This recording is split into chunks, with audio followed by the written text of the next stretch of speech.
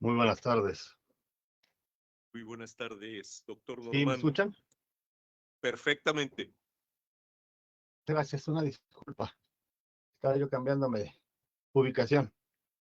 Muy buenas tardes a todos. Un verdadero placer y un agasajo el ser invitado a participar en este foro. Saludo al panel para efectos de nombrar el tema que decidí yo abordar es el de la primera mesa, pero por problemas técnicos me tuve que esperar hasta ahorita. Comienzo. La reforma judicial que estamos todos en boga y en plática, a mi muy particular punto de vista, carece de los elementos básicos, como son la consideración, ¿cuál es el objetivo específico de la reforma? ¿Hacia dónde va? ¿Qué es lo que quiere? Cuando uno hace un abordamiento legislativo, normalmente trata de solucionar un evento que está fuera de los márgenes de armonía social o de eficacia en el ejercicio gubernamental. Por ello, considero yo que no se hace una definición específica hacia dónde va, pero aborda dos áreas que no logramos identificar porque laboral no es una reforma laboral, ya que no eh, perspectiva de ninguna forma la relación obrero-patronal que vaya a ser de una u otra forma modificada o mejorada. Y tampoco considero yo que sea una reforma judicial, porque la justicia no es solamente responsabilidad de un solo poder, es responsabilidad de los tres poderes, aunque pudiéramos considerar que me estoy yendo muy lejos, pero es responsabilidad de los tres poderes por lo siguiente. Me permito explicar. La justicia se obtiene a través de la aplicación de la norma concreta a los hechos o a los eventos, pero surge del legislativo originalmente como qué, como un enunciado que rige la conducta social, pero posteriormente la ejecución. El Poder Ejecutivo versa sobre la Fiscalía y algunas otras dependencias o eh, áreas gubernamentales. Y cuando estas no se llegan a cumplir o alcanzar los objetivos, redundan en el Poder Judicial, que es el último que interviene en la administración de justicia. Primero se concibe, luego se procura y finalmente se administra. En otras observaciones podría decir, si se me permite, es en realidad un abordamiento hacia el Poder Judicial como un ente que está completamente contaminado. Ese es el concepto que se transmite, pero hay algo que debemos de considerar. El Poder Judicial, lejos de como hemos estado tratando de utilizarlo o concebirlo, no es un contrapeso, no es ni siquiera un dique para el otro poder. No, los tres poderes son, afortunadamente, independientes y autónomos. No trata de que uno dique al otro, sino que se complementen.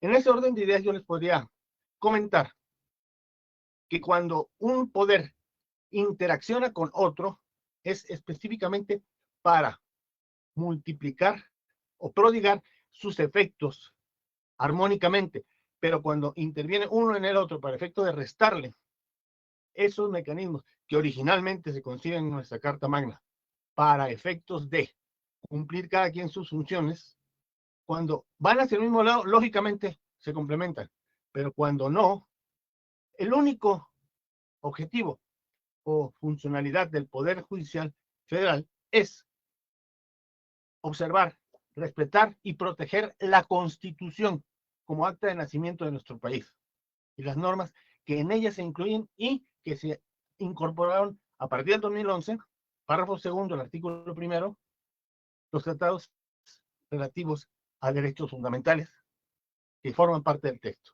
Dentro de ellos, el derecho a un proceso justo, a una administración de justicia, a un concepto de debido proceso, pero no como algo subjetivo, sino como algo práctico que se ejecuta, de acuerdo incluso a la Carta de los Derechos Políticos, Sociales y Culturales para las Américas.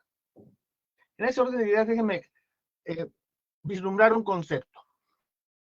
La Suprema Corte, que viene siendo la cúpula y en el cual aparece la primera denominación en el artículo 94, en contraste con el 49 de nuestra Constitución, tres poderes separados, autónomos.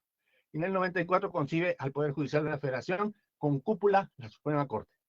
Hay un proyecto que se llevó a cabo y se está desempeñando en la República de Bolivia para elegir a los juzgadores a través del voto popular, el sufragio, la mayoría que los califican. Pero Héctor Zamudio, en el Tratado de Derecho Constitucional Mexicano y otros países, refiere que el único concepto o parámetro con el cual debiéramos o pudiéramos seleccionar a los juzgadores es su capacidad, su entrenamiento, su temple y experiencia en respecto del arte de la jurisdicción, que no es cualquier cosa. Y yo considero, mi muy personal punto de vista, después de 35 años de ejercicio profesional, académico, no siento tener la capacidad para asumir un puesto de juez o de magistrado por una circunstancia. Eso no es un empleo, no es un encargo, es una vocación. Por ello, cuando tenemos un Consejo de la Judicatura que va parametrando y administrando el funcionamiento interno del Poder Judicial de la Federación, tenemos sanciones que no tienen que ser poner las cabezas en la pica, porque, como se concibe, todo proceso debe tener un recurso efectivo y una revisión superior. En este caso, todo juzgador pasa sus resoluciones en la oportunidad de ser revisadas por un superior. Por ello, considero yo que el trazarlos todos son corruptos, siento yo que es más una salida de frustración a quienes no pueden o saben hacer las cosas conforme a la ley para que en litigio logren lo que procuran. Finalmente, mi punto de vista en relación a la carrera judicial es indispensable, porque un juez no se hace de un día para otro, ni tampoco saliendo de la facultad es tan puro y tan noble como para poder impartir justicia. Hay muchos factores que nosotros tenemos que interaccionar en la jurisprudencia, como son dos partes encontradas, y tú tienes que aplicar la ley, no de interés. Por ello, es una de las razones que la jurisprudencia no es popular, los jueces no son populares, tienen que ser efectivos. Y en final, como una conclusión, pudiera yo decirles, si me permiten,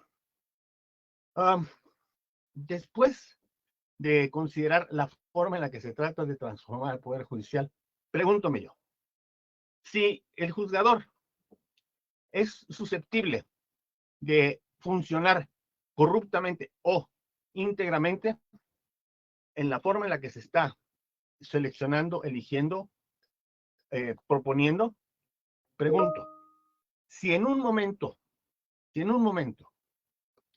vemos que 1.300.000 casos van a ventilarse durante este año con un presupuesto de 69.000 millones de pesos, cada caso costaría 53.000 pesos. No es práctico, ¿verdad? Pero hay muchas cosas detrás de esos 53.000 pesos y personal. La certeza jurídica. 919 órganos se pretenden modificar, englobando poco más de 50.300 funcionarios. Y rubrico y termino con esto. La manera en la que podemos nosotros hacer una reforma es viendo cómo funcionan en otros lados con derecho comparado, por ejemplo, y la aplicación en el contexto idiosincrático del mexicano. Ahora, viéndolo desde este punto de vista, digamos algo. Si la judicatura va a ser elegida por popularidad, díganme, la corrupción se abuele y se combate efectivamente con una selección de voto popular. Creo yo que entonces ningún funcionario elegido por voto popular sería corrupto o ejercería la corrupción. Y en México no es el caso. Mi punto de vista, mi muy respetable expresión, no trato de desconsiderar ni respetar a nadie. Todas las opiniones son ideales, pero no debemos tener miedo al cambio, debemos tener miedo a repetir la historia que algunos no conocen. Muchas gracias, buenas tardes.